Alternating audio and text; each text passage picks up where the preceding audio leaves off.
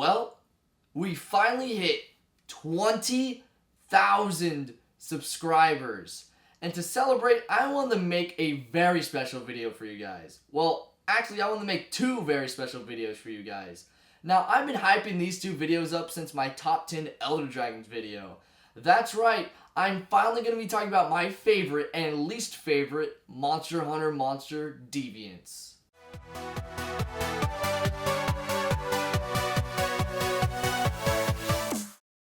Now, I've decided to do two different top 5 videos about my favorite and least favorite Deviants from Monster Hunter, because if I was to do a top 10 favorite Deviants, first of all, I wouldn't be able to talk about my least favorite Deviants, and second of all, there aren't even 10 Deviants that I could say that I really love. Now, don't get me wrong, I really do like the Deviants, but I don't think that there are 10 that really stand out to me. Since we are making this list to celebrate me hitting 20,000 subscribers, it only makes sense to make my top 5 favorite Deviants video first, because it is a celebration after all. And then next week we'll talk about my top 5 least favorite Deviants. Also, keep in mind that I am going to be talking about Deviants not just from Monster Hunter Generations, but also from Monster Hunter Double Cross. So if you haven't seen some of the new Deviants in Double Cross and you don't want to be spoiled on them, you've been warned. Also, the most important thing to keep in mind with this video is that this is my opinion. So don't get too upset if the monster you really like doesn't appear on this list, or a monster that you hate appears on this list. So now that we've gotten that out of the way, let's get our special passes out and hunt my top 5 favorite Monster Hunter Deviants.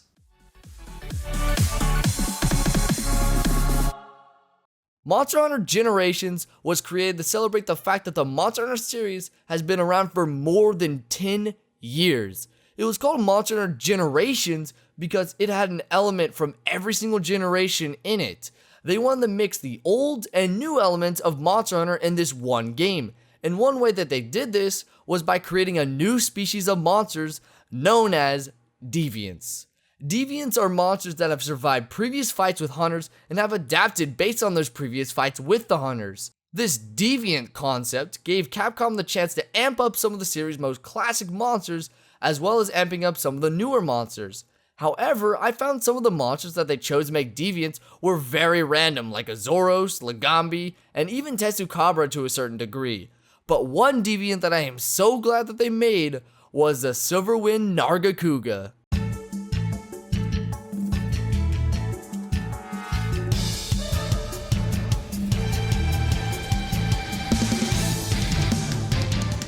The Nargacuga is one of my favorite monsters in the series because it is a very fast-paced fight that makes you have to think on your feet.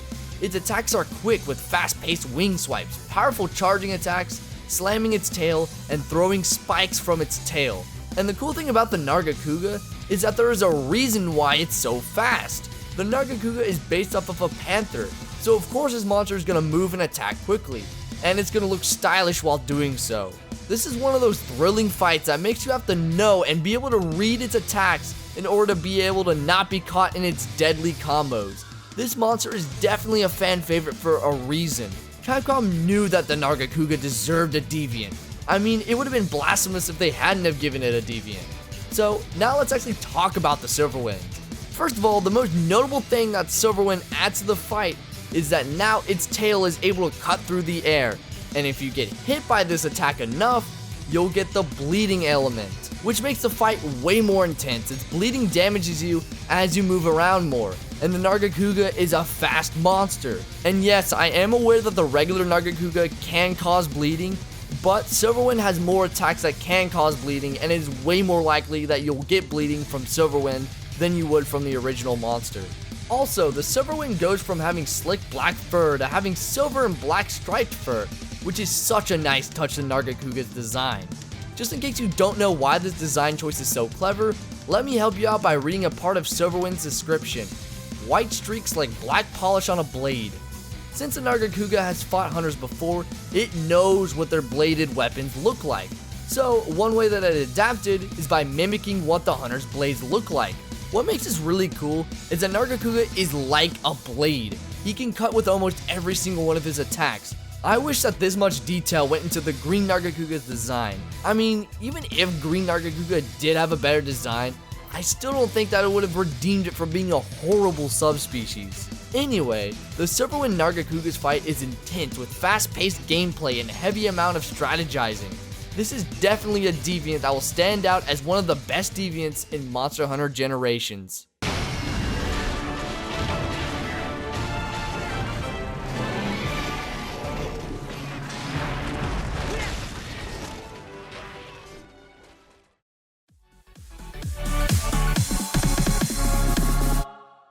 Monster Hunter Generations is a fantastic game.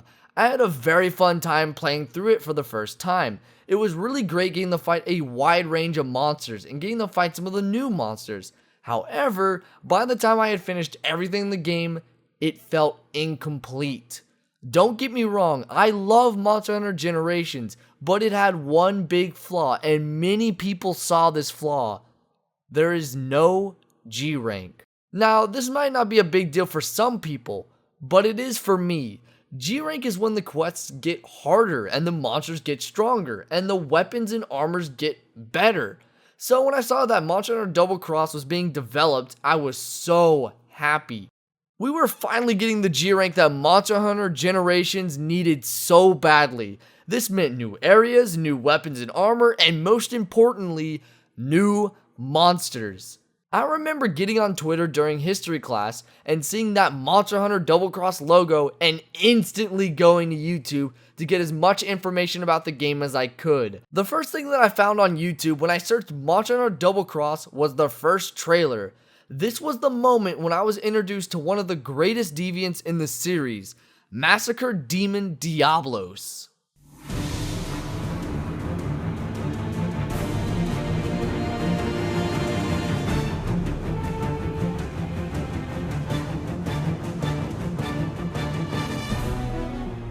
I know that people either love or hate Diablos, but I, for one, actually really enjoy Diablos and even Black Diablos' fight. I like how the Diablos will bury itself underground and come up charging at you at random, and the fact that the Diablos can be punished badly for doing so. The Diablos is a monster that doesn't really think about its actions before doing them. Yes, the Diablos can hit really hard and have some brutal attacks, but for the most part, each one of these attacks can make it wide open for you to attack it. You can throw a sonic bomb at it when it goes underground and it'll get stuck in the sand. You can make it charge towards you, and then you can quickly get behind it and wail on it when it stops moving. And since the Diablos run so much, it will get tired, and when it does get tired, that's your chance to really let the Diablos have it. This fight is fun and all, but it doesn't even hold a candle to the fight with the Massacre Demon Diablos. The Massacre fight isn't even remotely close to how the original fight is. Yes, the Massacre still goes underground and comes back up running towards you and still does its iconic tail swipe, but that's pretty much the only thing that this fight has in common with the regular one's fight. What makes the Massacre different from the regular Diablos is the fact that it thinks more about its attacks before doing them. For example, it will roar twice and then it will charge towards you immediately afterwards. It has learned that the hunters for the most part get stunned by its roars, so it uses this to its advantage. So pretty much, if you're not able to block its roar, then you are screwed. The Massacre Demon Diablos has some other features about it that change, but to me, the coolest thing about the Massacre is the fact that it has a new form. When you fight it for long enough and make it mad enough, you'll start to see these red veins on its body. This is when the fight truly starts to get difficult. The Massacre is now even more aggressive and even faster than it was originally, and it was already pretty damn fast. My favorite thing about the Massacre, however, is its signature attack.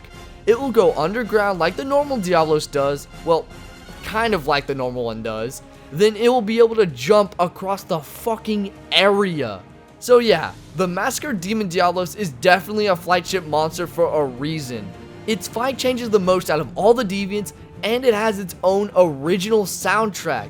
This is the only deviant in the series that has its own music, which is so cool. So you might be wondering why I only have it at the number 4 spot. I do really love this fight, but the other deviants on this list have fights that I found to be more enjoyable. But I still need to show the Massacre some respect, because it is for sure the best made deviant out of the 18 in the series.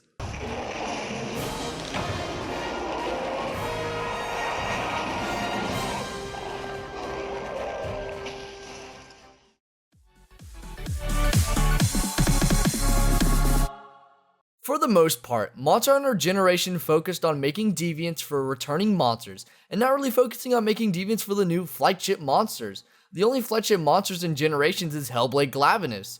It's a fun deviant, and it really does have some amazing armor and weapons, but its fight doesn't really change that much when compared to the original Glavenus. It has Blast, and it does an extra tailspin attack when it's enraged, but that's pretty much it when it comes to new things that this deviant adds to the original Glavenus fight. I still really like this deviant, but the new flagship monster deviants that they made in Monster Hunter Double Cross were so much better. These deviants changed a lot about the original's fight, and actually changed their appearance enough to be noticeable. Ever since Monster Hunter Double Cross was announced, there was one deviant that I was dying to fight because the original version of this monster is one of my favorite monsters in the series. When I finally got the chance to fight this new deviant, I was so happy because the fight with Silverwind Gammoth was just as amazing as I thought it was gonna be.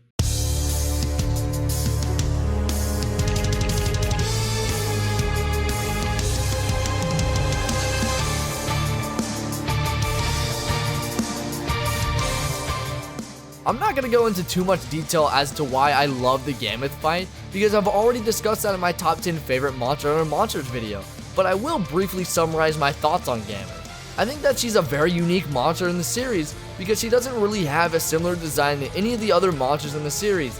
Yeah, she's a big monster like Duramboros, Gravios, Acantor, Eucanlos, and so on, but her model is different from all of those other models, and the way that she attacks is very different when compared to those monsters. She uses her trunk to spray ice on you, which is actually pretty unique from any other monster in the series.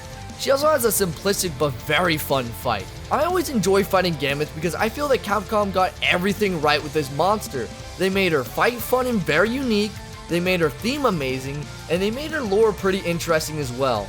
Okay, I'm sorry, I really was gonna try to not ramble on about Gammoth, but can you blame me? She's one of my favorite monsters in the series, and I'm always down to talk about what I enjoy about Gammoth. Anyway, let's take a look at Silverwind Gammoth and see what this new deviant brings to the table.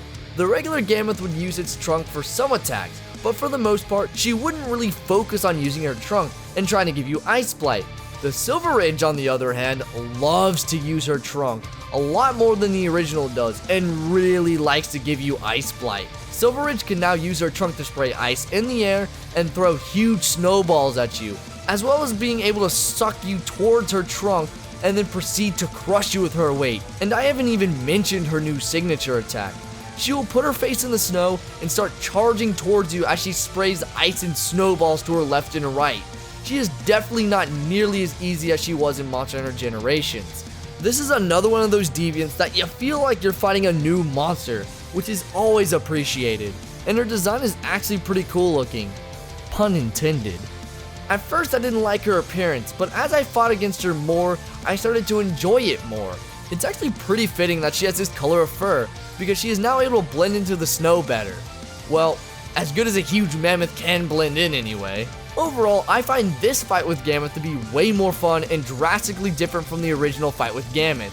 This is the Gammoth fight that can hopefully make her more respected among hunters, because a lot of people say that she is the worst flagship monster out of the Fated 4, which I don't think is true. I think she's the best flagship monster out of the 4.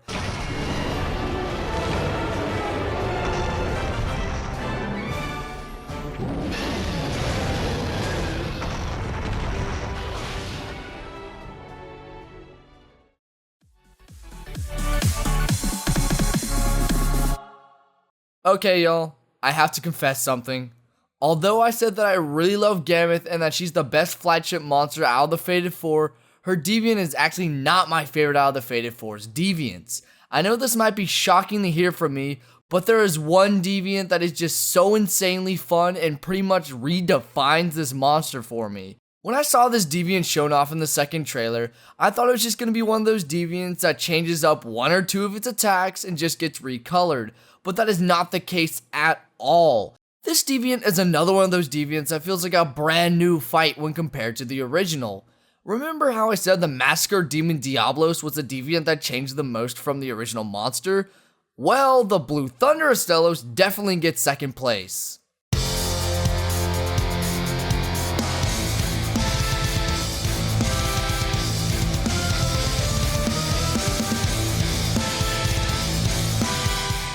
Now, if you haven't seen any of my other Monster Hunter top 10s, then you should know that I really don't like the Rathalos at all. In fact, I fucking hate that piece of shit. So by that logic, I shouldn't like the Astalos, since it has similar movements and attack patterns to the Rathalos. Well, that's not the case. I actually find the fight with Astalos to be very energetic. Pun intended. The Astalos uses thunder-based attacks like shooting thunderbolts, doing body slams with shockwaves, swinging its wings at you, and so on. This fight requires you to move quickly and strike when you have a free shot. You can't go charging towards it without a plan, or else you will get hit by some hard thunder attacks. Now, I enjoyed the Astalos fight in Monster Hunter Generations, but I didn't enjoy it nearly as much as I enjoyed the G-Rank Astalos' fight. The G-Rank Astalos adds some new attacks that makes its fight a little bit more challenging. It will stick its tail into the ground and create shockwaves around it. After fighting Astalos in G-Rank with this new attack, its fight in high and low rank feels incomplete. Honestly, if I was to remake my top 10 favorite Monster Hunter monsters video, I probably would have put Astalos on there just because of how much more I enjoy its fight in G-Rank than I do in low and high rank. So as you can see, I'm really starting to enjoy Astalos' fight. But in my opinion, fighting Blue Thunder Astalos is way more fun. I mean, its fight is so much more intense than the regular ones is.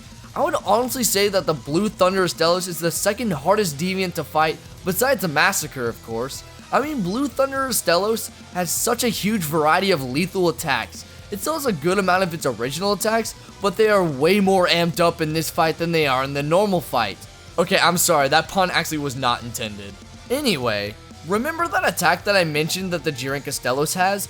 Well, the Blue Thunder Astalos has that same attack, but instead of it just creating a quick shockwave, it creates a pulsing shockwave that has way more range than the normal one does. That is just one example of its old attacks getting an upgrade. It can also create this huge lightsaber with its horn and slam it down on the ground.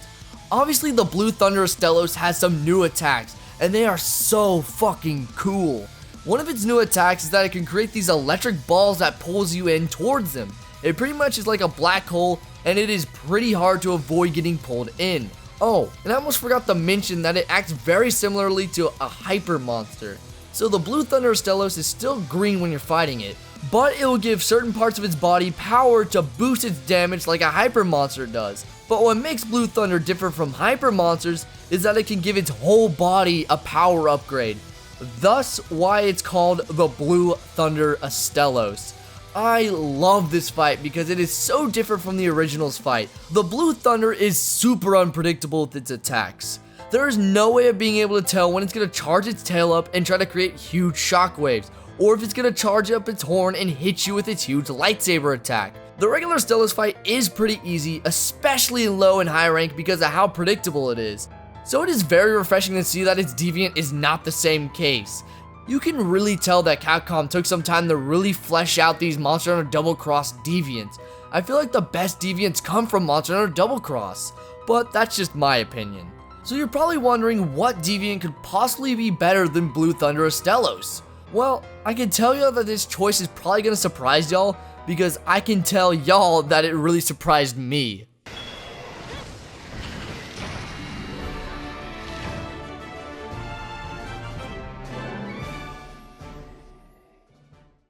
So before I tell you what my favorite deviant is, I want to give this time to look at the deviants that were so close to making this list, but ultimately didn't make it because there simply was not enough room for them. The deviant that I would have put at the number 6 spot is the Grimclaw Tigrex. Grimclaw was very close to making my list because I found it to not be nearly as annoying as Tigrex or Brute Tigrex. It doesn't focus on charging attack nearly as much as Tigrex and Brute Tigrex does. Its fight is actually pretty fun and fast paced, but I didn't include it because after grinding its deviant all the way up to level 10 for the armor and weapons, I got tired of fighting it. This is also the case with Hellblade Glavenus, which is also another honorable mention on this list. The inclusion of the blast makes the fight even more terrifying because on top of its very quick fire attacks, you now have to worry about not getting hit with blast powder. But the main reason why Hellblade was not included on this list is because its fight really doesn't change that much from the original. And the final honorable mention goes to Armor Shredder's Shogun Centaur. This fight is just so surreal. It's a mix of Gravios, Glavenus, and Shogun Centaur. The reason why it's a mix of these three monsters is because it's able to change its shells during the fight. It can go from having a Grabio shell to a Glavenus shell, which is such an amazing concept that I really enjoyed, but I didn't include it on my list because honestly I didn't really enjoy the changes that it made from the original. I felt more like I was fighting a Gravios and a Glavenus than I did a Shogun. Yes, it did have Shogun moves, but it mainly had the other monsters' moves. So now that I've mentioned my honorable mentions, it is time to reveal my favorite deviant in Monster Hunter.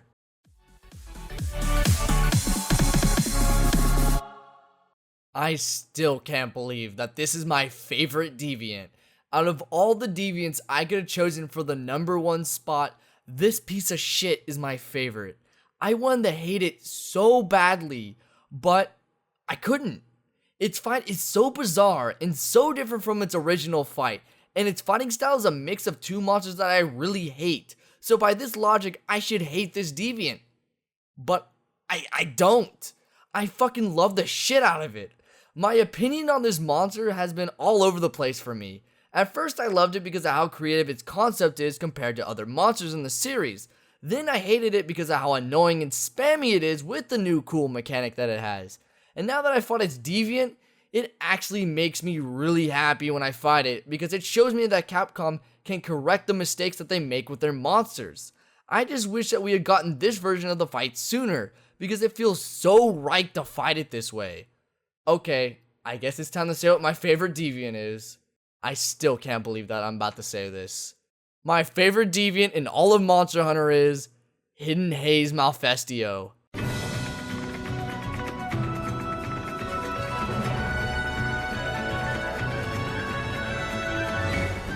I bet that none of y'all were expecting to see Hidden Haze make it on this list. I bet that a lot of y'all were expecting me to put it on my least favorite deviants video. To be honest, I was expecting to put it on my least favorite deviants list. I mean, I just hate everything with the Malfestio's fight. I hate how it won't stop spamming its confusion attacks, and I especially hate how it has that one confusion attack where it slams its body on the ground and it just sits there in its own confusion for 5 years, and then it finally decides, oh hey, I should probably push this towards the player. And the thing about this is the attack is so easy to avoid, there's no point in even having it as an attack. I mean, it's literally just waiting around for him to get out of the bubble. You can't attack him when he's inside of it unless you get confused. And I hate how there's no variety with the Malfestio's attacks. I mean, this fight is so annoying and boring, and its gimmick gets old real fast. It was cool at first, but after it hits you with its confusion for the 100th time, you kinda get tired of that shit, and you just wanna fight something that's actually fun.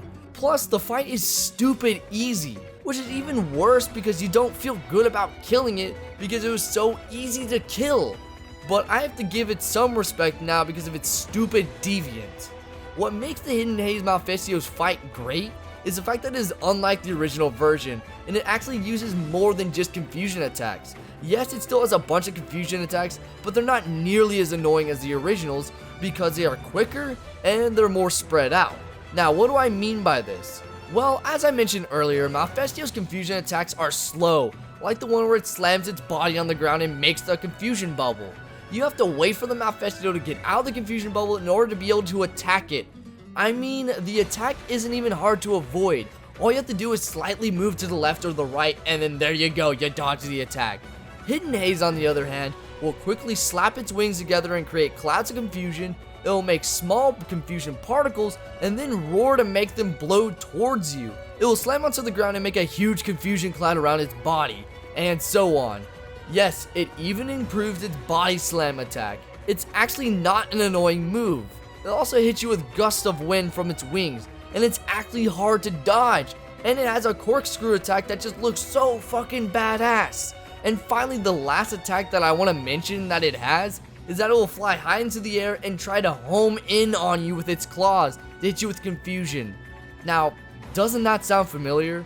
Well, it should, because this move belongs to another monster that I really hate. The fuckboy himself, Rathalos. Remember how I said the Hidden Haze is a mix of two monsters that I really hate?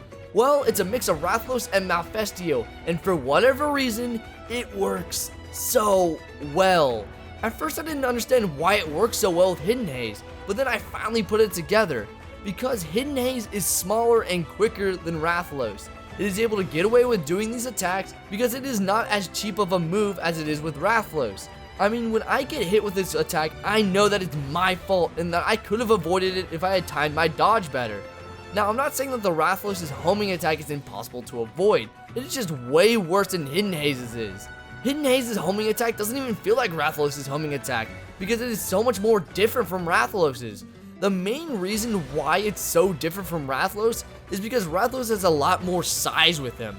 It's harder to avoid those claws than it is with Malfestio's small claws.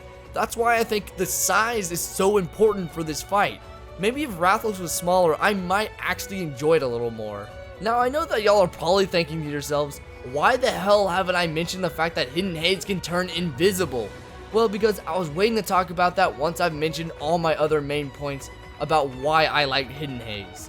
At first, I thought the invisible gimmick was going to make Hidden Haze an even worse fight, but it actually makes the fight really intense. Hidden Haze can be going sick with deadly flying combos and then just turn invisible and hit you with even more combos. I love the fact that Hidden Haze actually uses the invisibility not as much as a cheap method of getting free hits on you, but rather a way of getting away to catch its breath or to finish a combo off on you.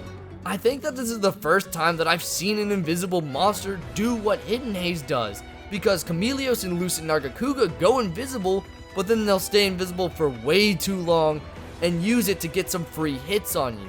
It's just so refreshing to see a monster using the invisibility not as a cheap gimmick to spam attacks, but rather as something to try to defend itself. Also, just like Chameleos, if you manage to break Malfestio's head, it will not be able to go fully invisible anymore.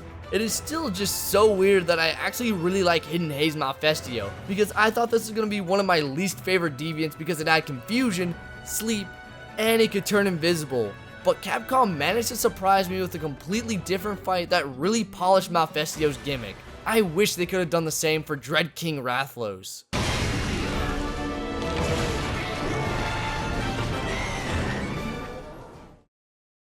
So, this concludes the first part of the Deviants video. Make sure to tune in next Friday to catch my top 5 least favorite Deviants. Anyway, thank you guys so much for watching. My name's Ryan Kelly, and I hope to see you in the next one. Peace! Thank you so much for watching this top 5. It means a lot to me that you spent the time watching it. Before I get going, I would just like to give a few thanks to some people who helped me with this video. First of all, I'd like to thank Faulkner for the amazing music, because without that music, this video would have sounded a lot different, and the music's really good. So if you haven't checked out Faulkner's channel, you definitely need to. My second thanks is to a friend of mine named Sir Banana. He was on my Discord, and he was in a few of my live streams, and he messaged me and asked if I wanted to play Double Cross with him, and I said, yeah, sure. And pretty much, he helped me get to G rank. We worked together to fight all the new deviants and all that kind of stuff. So if it wasn't for him, I probably would not have made this video as quickly as I did, or gotten the chance to make it right now. I probably would still be G1 right now if it wasn't for him. So thank you again, Sir Banana, for helping me out with that. And finally, I would like to thank, obviously, all the people who subscribe to the channel, watch this video, or watched any of my videos. Thank you guys so much for spending the time and watching that. It means a lot to me as well. And finally, I would like to thank the people who gave me fan art.